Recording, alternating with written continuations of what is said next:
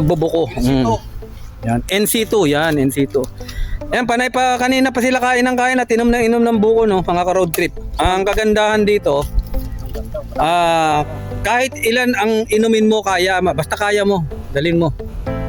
Tsaka back to nature, tingnan mo, kahit saan ka tumingin, puro halamanan, no. Ayan, ito daw yung ginagawang hindi po yan pandan. Yan yung ginagawang banig. Yung banig. Malaki po siya, akala nyo sa lang, kaya yung kamay ko, alam nyo na kung gaano kahaba yan, tsaka kalaki. Yung daon na yan, ayan yung kamay ko. Di ba? Tapos, etong aming chef, nag-aral pa po ito kay Chef Boy Logro. Siyempre, NC2. NC2 po yan, talagang may certificate po yan. Ngayon po, may nagtayo na po siya ng vulcanizing. Kasi mas marami ang listeners sa vulcanizing. Ayan. Yun natutunan niya sa pagbe-bake, paano magpaalsa, yun ang ginagawa niya ngayon. Ayan. Una kong ginawang negosyo yung pagluto ng espalto. Yun!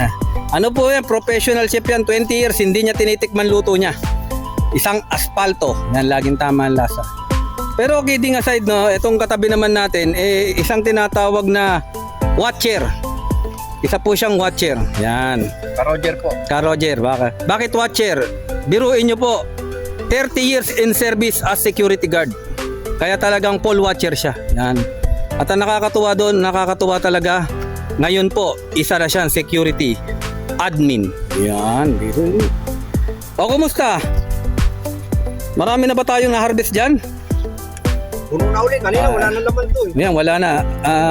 For the record, no, pitong ganito po ako. Siguro, po yan 16 ounce. Yung mga 12 ounce siguro yan. Nakapito po ako niyan kanina. Yan. Dahil nakapitong baso po ako na may kasamang laman ng buko, tinawag po ako ng kalikasan, katatapos ko lang. Kinumusta ko lang siya, yan. Ang hinihintay ko po yung unggoy. Hanggang ngayon wala pa rin ako nakikitang unggoy. Kanina pa ako nakakita ng unggoy Asan? Yung may hawak na cellphone. Bastos bunganga mo.